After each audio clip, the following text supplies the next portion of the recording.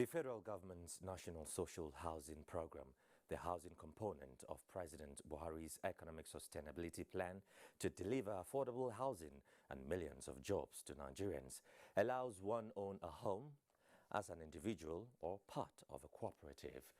The initiative is a response by the present administration to tackle the adverse economic and health challenges faced by Nigerians due to the global pandemic.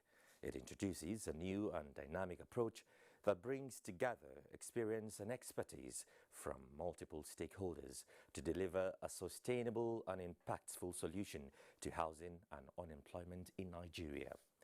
It is a program that aims at investing in structures to create the conditions for hard-working Nigerian families to secure their own homes. On Weekend File tonight, we would be evaluating the federal government's National Housing Plan. How far? How well? Minister of Works and Housing Babatunde Fashola, SAN, will be joining me virtually. I am Joseph Johnson. The news, as usual, comes first.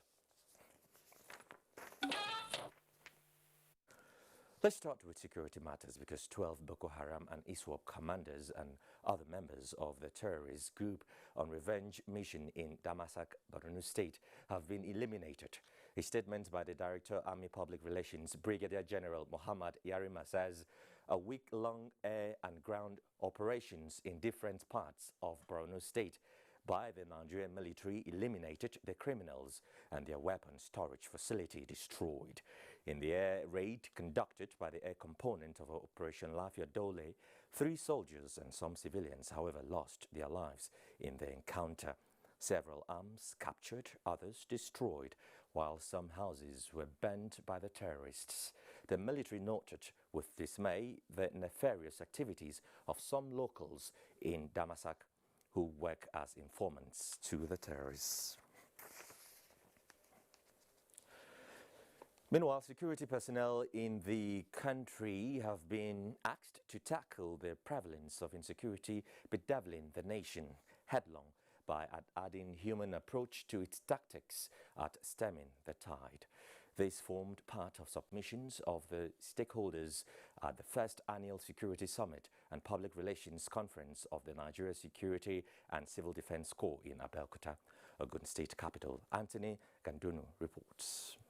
At the Security Summit and Public Relations Conference, a communication expert and former Dean, School of Communication, Lagos State University, LASU, Professor Lai Osho stressed the need for security agents in the country to always engage more on research to gain the public trust and mutual respect for the citizens as some of the ways out of the current insecurity facing the country. There must be some kind of cooperation between the security agencies and the ordinary members of the public.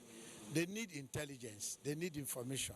If there is no cooperation, they cannot get such information, they cannot get such intelligence, because they can't be everywhere.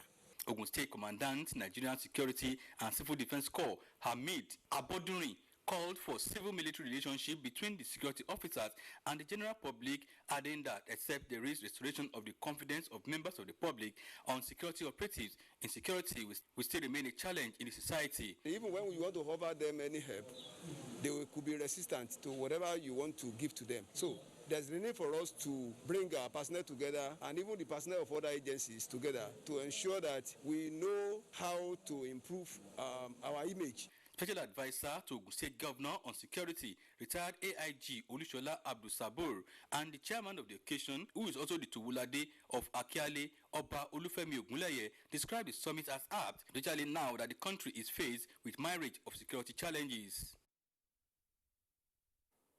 Information and Culture Minister Lai Mohammed has unveiled to the government and people of Lagos State the bounties they will derive when the federal government's digital switchover is launched in the state in 2 weeks' time. The minister reeled out what television viewers will enjoy at the Lagos House in Marina, where he was received in audience by the Lagos State Governor Babajide Sanwo-Olu. Anthony Forson reports. Every outlet has a lot of skin with your operators as well. With the presentation of a set-top box which will serve as a decoder for free TV viewing to the Lagos State Governor, the Information and Culture Minister said Lagos, with more than 5 million homes each with a television, viewers will have unhindered access to television programs of their choice at no cost. Lagosians can also cash in on the push video on demand capability of the free TV platform to access premium blockbuster Nollywood movies from the comfort of their homes. Right now, sir, we have those who enjoy this free TV, you can order for films directly, Nollywood films, the one you want to watch, and this is going to cut, arrest this issue of piracy. Explaining to the governor the journey of the DSO so far since 2016, Lagos State, he maintained, is very central to the success of the project, given its population size and cosmopolitan nature, as well as its position as the hub of the creative industry, which is a key component of content generation, and the state government, he said, will equally leverage on its advantages. The free TV platform can be used to broadcast information on Lagos State activities to all viewers. The minister used the opportunity to solicit for the promotion of the Lagos digital switchover by supporting the process with enlightenment. Governor Sanwo-Olu expressed appreciation to the minister for recognizing the potentials of Lagos State in making the DSO project a success. In terms of communication on the TVs and we need to move to digital, I think is apt, and it speaks to the reality of where we are today. Digital switch over, like you've called it, I think is long overdue. It's long overdue because everywhere in the world, technology is now a fundamental and a critical, deliverable of government, and it presents an opportunity for its citizens to have access both at the local, national, and international reach. April 29th has been scheduled for the official switch on of Lagos State to the DSO platform. In Lagos, Anthony Forson, NTA News. Authorities in Kaduna State are adopting a biosafety approach in containing the spread of bird flu. Director of Veterinary and Livestock Services, Parachi Sam Zakaria, stated this while speaking with NTA News on the outbreak of the disease in the state. Achari Maxwell reports. Outbreak of bird flu has been established in 2 farms in Kaduna State, one in Sabon Gari Zaria and another in Tafa, killing a number of birds. Samples have been collected from the farms for analysis, and the results are still being awaited. We also want to call on farmers not just to allow anybody to walk into their farms. They need to control. There has to be crowd control. Whoever comes in has to observe those biosecurity protocols. Before the outbreak of the flu, in some neighboring states, the Kaduna State Ministry of Agriculture has activated quick response mechanism through stakeholders' engagement to prevent the spread of the disease. Off-takers of our eggs and beds too are highly being controlled, because the minimum distance we keep between the farm and the place where we give them all this is our 1,500 meters. Experts say if the biosafety protocols are adhered to, Kaduna may be close to keeping the virus away from the state. In Kaduna, Achari Maxwell, NTA News. The federal government is designing a medium-term Gum Arabic Development Strategic Plan 2021 to 2030.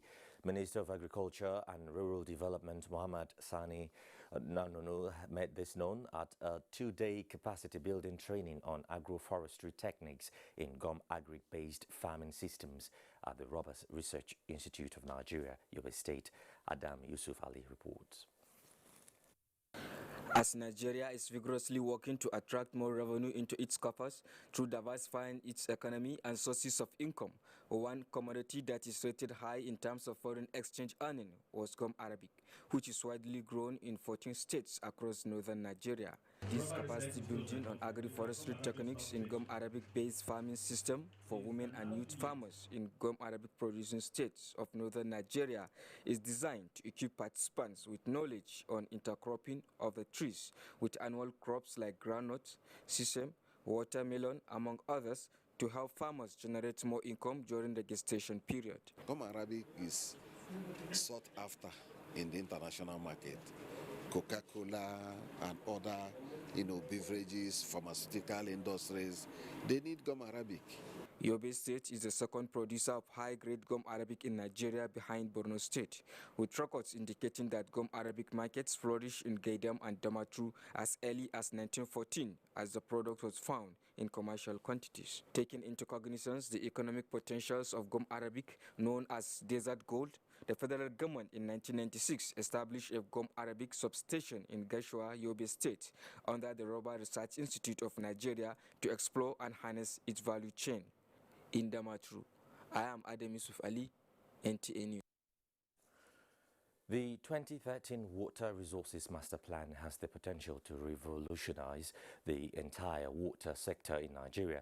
However, since its approval by the Federal Executive Council in 2014, new trends have emerged on how to fine-tune it to accommodate these new trends or new realities to enable the master plan have optimal impact in the sector is the focus of technical workshop for key players in Abuja. Kelvin Abunoye reports. The National Water Resources Master Plan is an integrated initiative involving development, utilization and management of the water sector, developed by the Federal Ministry of Water Resources in collaboration with technical partners. Its main objective is to coordinate availability of water for domestic, industrial and agricultural purposes, but current challenges of sanitation, flood and impact of climate change have necessitated a review to make it conform with modern realities. This workshop brought together officials of the Federal Ministry of Water Resources and technical partners working on different projects critical to actualization of the mandate of the master plan to sharpen their skills and make impulse towards a review and implementation strategies. The roadmap has to ensure that there are adequate strategies and approaches to ensure synergy amongst all the stakeholders, so that at the end of the day, the implementation of the roadmap is seamless. Mandate we're supposed to deliver as water resources, not just only for water drinking. We're talking about cleaning of the environment, sanitation, hydropower, transportation, flood control, among others. How the master plan can effectively work in the face of the expected National Water Resources Bill when passed into law was also a major focus for the experts. In Abuja, Kelvin Abunoye, NTA News. The Minister of Niger Delta Affairs, Senator Godswill Akpabio, has flagged off the physical verification phase of the forensic audit of the Niger Delta Development Commission NDDC. Osinachi Abraham has more. The inauguration of the NDDC Field Forensic Auditors Committee is coming 6 months after the inauguration of the Forensic Auditors, as mandated by the federal government to probe the activities of the commission. Minister of Niger Delta Affairs Ministry, Senator Godswill Akpabio, while flagging off the field visit of project sites, said that the 16 field auditors would now begin to identify and verify the projects across the Niger Delta region. It's not easy. Over 12,000 projects, to verify. So I think in less than, let me be conservative. Highest 4 months, it will come to an end. But I'm pushing them for 3 months. So by the end of July, we should see the end of forensic audit. Interim administrator of the NDDC, Effiong Akwa, believes that the project verification exercise would provide the needed answers to the yearnings of the people of Niger Delta region. Their duty is to go there and escort the professional chartered accountants who men that they have seen in ties to ensure that their job is being done. The security personnel who are to accompany them to the nooks and crannies of the project sites are drawn from the various security agencies with operational facilities provided for them. From Uyo, Osinachi Abraham, NTA News. Let's now take some messages, and when we come back, we'll be turning to the subject matter of the program. And of course, I'll be joined by the Minister of Works and Housing, Babatunde Fashola, SAN. So stay with us. You're still watching NTA Weekend File with me, Joseph Johnson. This segment takes off from the Federal Capital Territory, One may think being in Abuja comes with great deal of comfort, but for many residents here, the seat of power, it is center for the struggle for shelter. Is there an end to this struggle? Mayor Ogidi was on a fact-finding mission to some construction sites, and this is what he brought back. Abuja, the home of civil servants. The city gate with its architectural beauty welcomes hundreds of visitors every day. But beyond the exciting gates lie the struggle for shelter. At the Aviation Village, along the airport road, men at work. Federal Mortgage Bank of Nigeria sponsored housing project. 48 housing units of 289 flats. We have 1 bedroom, we have 2. So if you're a low-income earners, you start pay, you get a house. So it will definitely reduce. The construction work is mostly youth work, so you see a lot of them here, sir. A drive across the airport road, Kuje, a road at its finishing phase, takes us to another Federal Mortgage Bank of Nigeria funded low-income earners 230 housing units of semi-detached. An inauguration stone here tells of the past. The Minister of Works and Housing, Babatunde Fashola, was once here. If we are able to form the civil servant into a cooperative, and with that, we are able to access the finances even from the Federal Mortgage Bank. 2015 to 2020, the Federal Mortgage Bank of Nigeria has disbursed a large sum of funds on loans, as well on bankable off-taker guarantee products. 2015 to March 2021, 2,874 housing units completed, while 5,314 ongoing across the country. We signed a letter jointly with the NLC President, TUC President, and the NECA DG, and myself, to all the 36 state governors of the Federation to provide us 10 hectares of land in order to produce, to make affordable houses for their citizens who are NHF contributors. And the letter we have sent, only 14 states were able to get sites currently. Luckily for us, those 14 states are cut across the 6 geopolitical zone. Zuba, a suburb of Abuja, densely populated by artisans and petty traders, is hosting a 76 housing units of 764 flats, Federal Housing Authority funded estate. Internal roads crisscrossing, overhead tanks set for water supply, while electric cables await feed from the power plant. But everybody comes in. If you have your money, you pay. Civil servant comes to pay. Here, 1,185 housing units for the medium and the high. The Apo Gusape Federal Housing Authority estate at the heart of Abuja. Great structures for all. The wheels of the long vehicles are still rolling. More of such homes still in the hands of the molders. Mayor Ogidi, NTA News.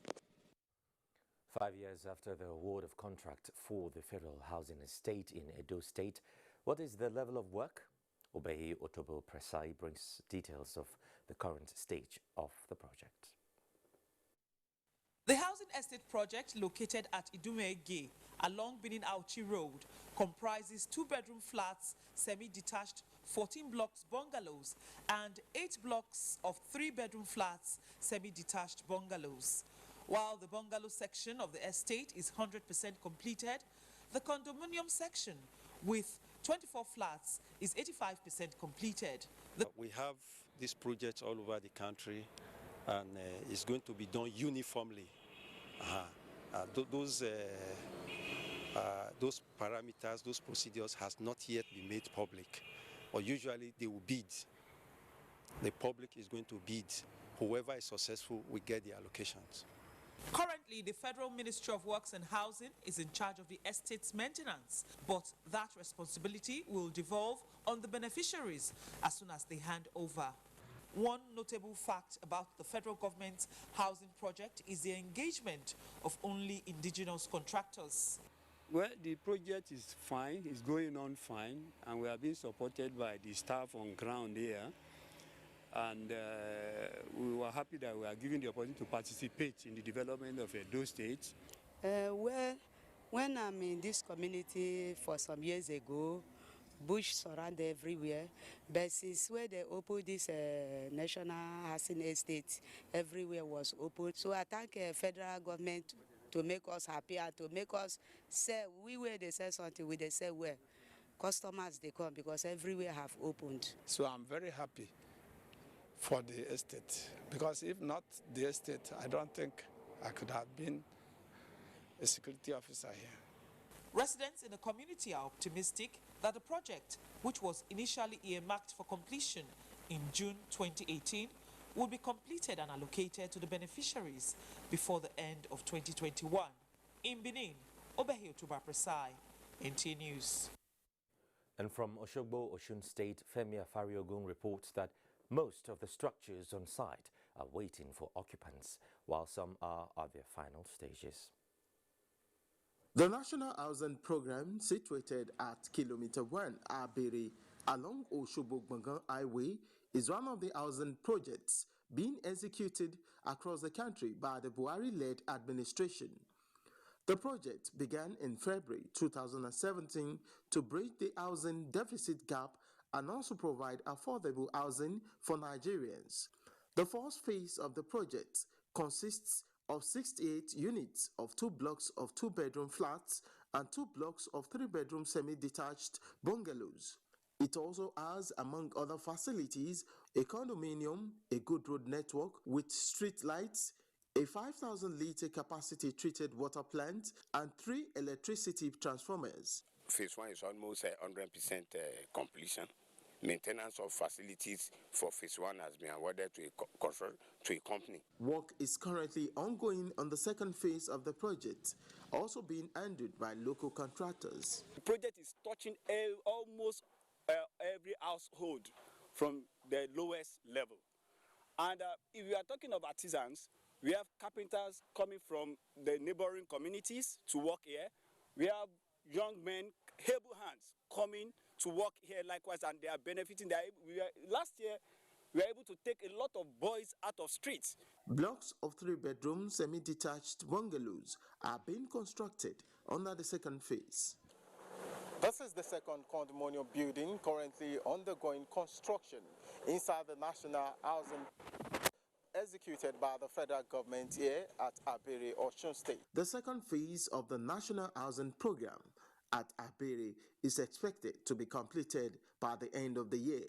In Oshogbo, Femi Afariogun, NTA News. Time now for our discussion segment as the Minister of Works and Housing, Babatunde Fashola SAN, joins me via Zoom. Minister, welcome to Weekend File. Joseph, thank you for having me. All right, so Honorable Minister, can you give us an overview of the objectives of the federal government and the ministry in implementing the National Housing Program? Oh, certainly. The National Housing Program is only one of the multiple interventions of the federal government in the housing sector. We also have site and service schemes where we are not building houses, we are only building infrastructure, roads, providing electricity and water, and the allottees build the houses themselves.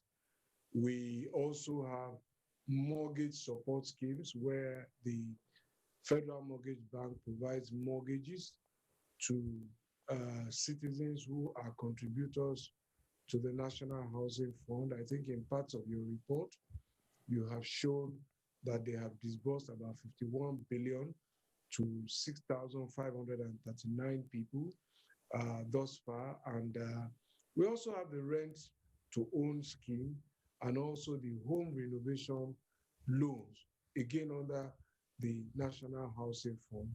Of course, we have the issuance of certificates of occupancy on federal government land to facilitate those who want to buy already existing land or who want to sell already existing land in order to acquire houses. And of course, we grant consent to transactions for sale and purchase of existing buildings.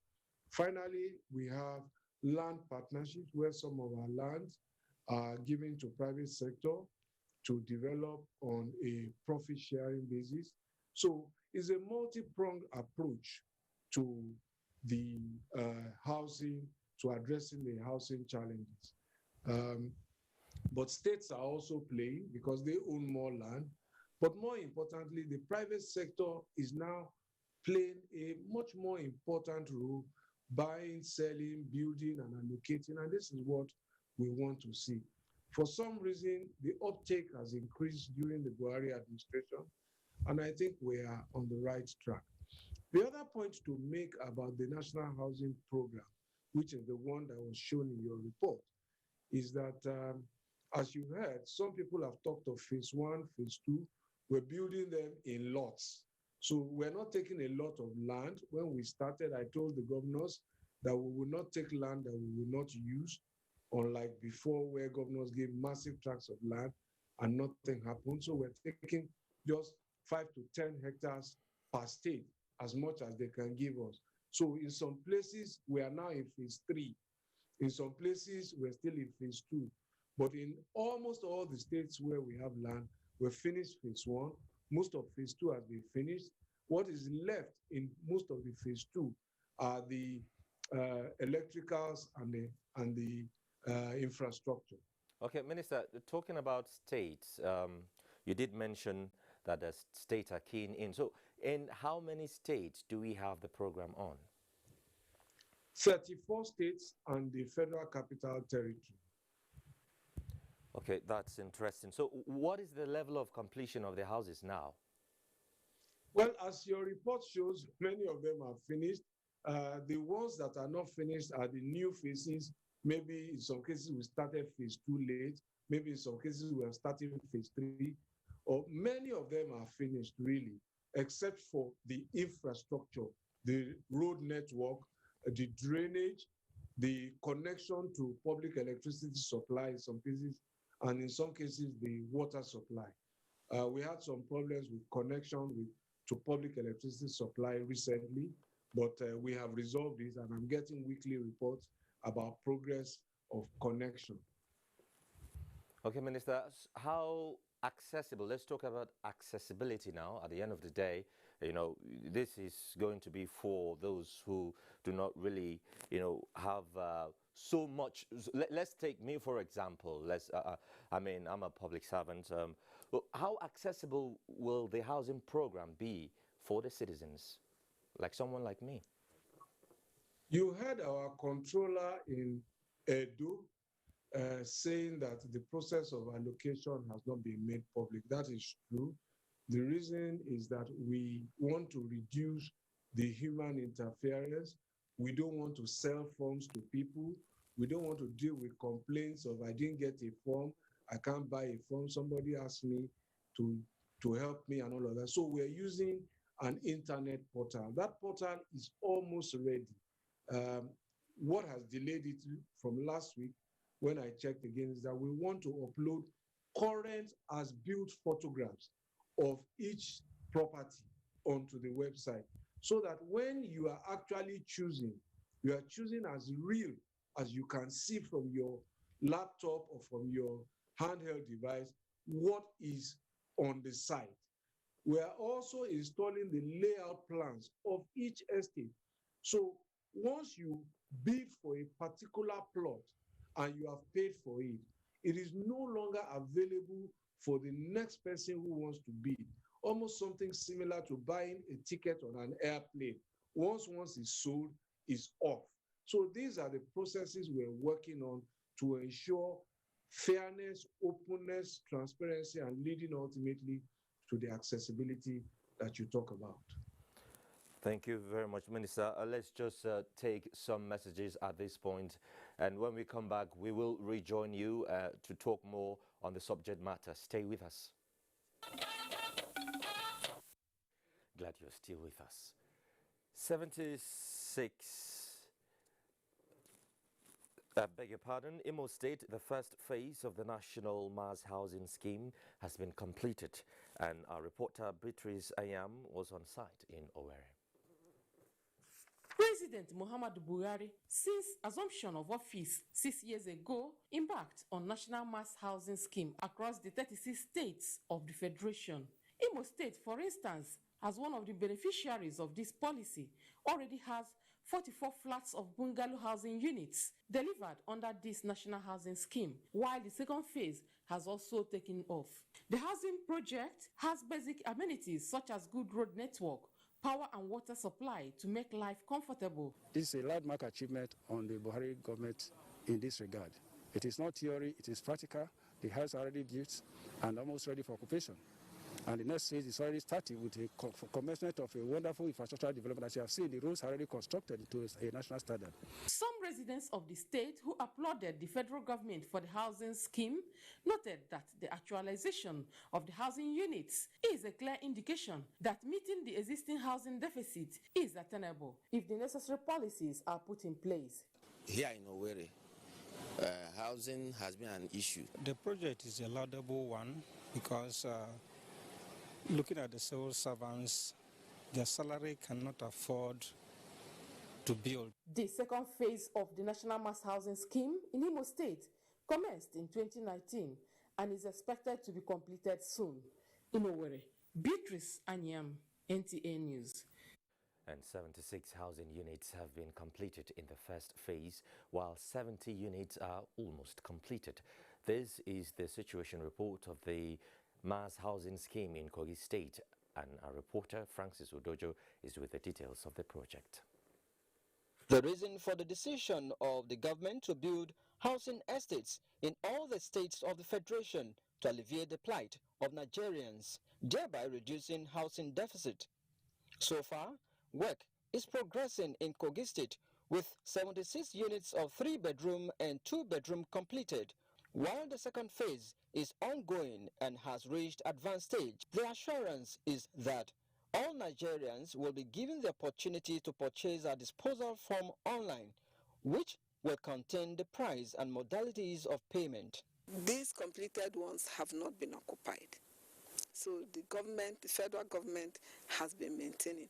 But I know that when eventually the units are fully occupied, federal government will most likely advise the estate to come up with a kind of estate administrator. Here in Kogi State, the project area at Crusher has been provided with electricity and water tanks that will make life meaningful for the people. Going by this development, the people of Kogi State are hopeful that issues regarding housing deficit will be a thing of the past in no distant time. From Lokoja, Francis Udojo. And shelter is one of the yardsticks in assessing the social status of an individual. With this in mind, Shehu Muhammad Datti takes a look at the situation of the federal government mass housing project and its impact on the people of Sokoto State. The National Social Housing Program is a housing component of President Muhammadu Buhari's economic sustainability plan to deliver affordable housing and millions of jobs for Nigerians. In Sokoto State, the project consisting of 80 units of 1, 2, and 3 detached bungalows have since been completed, while work on the second phase of the project is in progress. Apart from providing job opportunities, the project also provides basic social amenities, especially to the siting communities. Efforts to get officials of the Federal Ministry of Works and Housing on the allocation and mode of payment proved abortive. In Sokoto, Shehu Muhammad Datti, NTA News. All right, let's rejoin the Minister of Works and Housing, Babatunde Fashola, SAN, as we continue our discussion. Minister? Mr. Johnson. All right, so just before that break, we were talking about accessibility. Let's talk about payment now. Just tell us about the mode of payment for these houses. Okay, first, I think it's important to make this point that at the time that this country was earning unprecedented revenues from the sale of crude oil at over $100 per barrel of oil. There is nothing of this type on a national scale to which those resources were committed. And why this is important is to show the commitment of the Buhari government to the improvement of the condition of the ordinary Nigerians. As tough as it is to raise revenues, sometimes, in fact, oftentimes having to borrow, but the commitment is unflagging. The resolve is there. Now, some of the reasons why we have had these lapses in completion, if you like, is that, as you have seen, we're using local contractors. Again, part of the local content policy of this administration, using local material. So many of them don't have the capital to expend in advance of what government can release. And therefore, you see that anytime when the Ministry of Finance puts together the money from borrowing, from taxes, from everything, and releases go to the ministries, then the contractors get paid, then they go back to work. And so we're working according to the size of our resources and the resources of the local contractors. Now, talking about the accessibility and payment, what we expect is that people will be able to pay through mortgage loans. And that is why we have been advocating that it is not just civil servants who should be contributors to the Federal Mortgage Bank.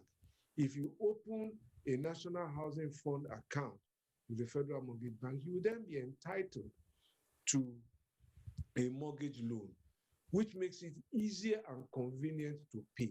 Affordability is not necessarily how much the property costs, but oftentimes a function of how you are asked to pay. And still speaking on this, if I may, we will be hosting the Plateau State government will be hosting us in this year's National Council on Lands and Housing from the week of the 26th of April. And one of the theme really is about affordability and accessibility in the COVID and post-COVID era. And one of the messages I will be passing on in that summit is that citizens, private corporations who own land must also give back something. In this COVID era, the federal government has given a lot. It may not be enough, but we have had survival scheme to help businesses. We have had business continuity support. We have had deferment of loans through the central bank so that people who are struggling can get on with their lives. But as a result of this, people are also in rent deficit. They face eviction. Some have been evicted. One of the central themes of my message at that conference is that people must give what they also have. Instead of asking for 2-3 years rent, can you ask for 3 months or 6 months? It's a contribution back to the economy to give relief to people to avoid homelessness. Okay, so what you're saying now, if we were to break it down in simple terms, there are no, drawn out categories of beneficiaries. Nigerians can access these houses. But I have made that point in the earlier segment. It's going to be open to everybody who is interested, who has the ability to pay. And we will expect that people will get mortgage loans so that they can pay conveniently over a period of their working life. Are there measures put in place for maintenance of these structures? At the moment, we have facility managers managing them, as you have heard from some of our controllers. You also had somebody who said he got a job as a security man because we are trying to protect the assets from being vandalized before they are occupied. So there are maintenance measures being put in place as best as our resources can manage. Just about a week ago, we held a meeting with the director in charge of public buildings, and one of the things he was talking to me about was that he wanted also to recruit people so that they can deweed some of those that have been overgrown with weeds.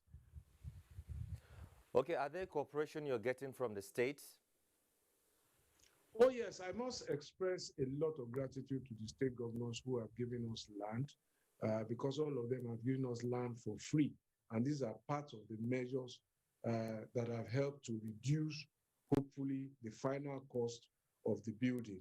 So I hope that some of them will also encourage their residents to apply because they will be entitled, or some of their workers, as the case may be, to apply when we open the portal, which will be done in the public space in a matter of weeks from now.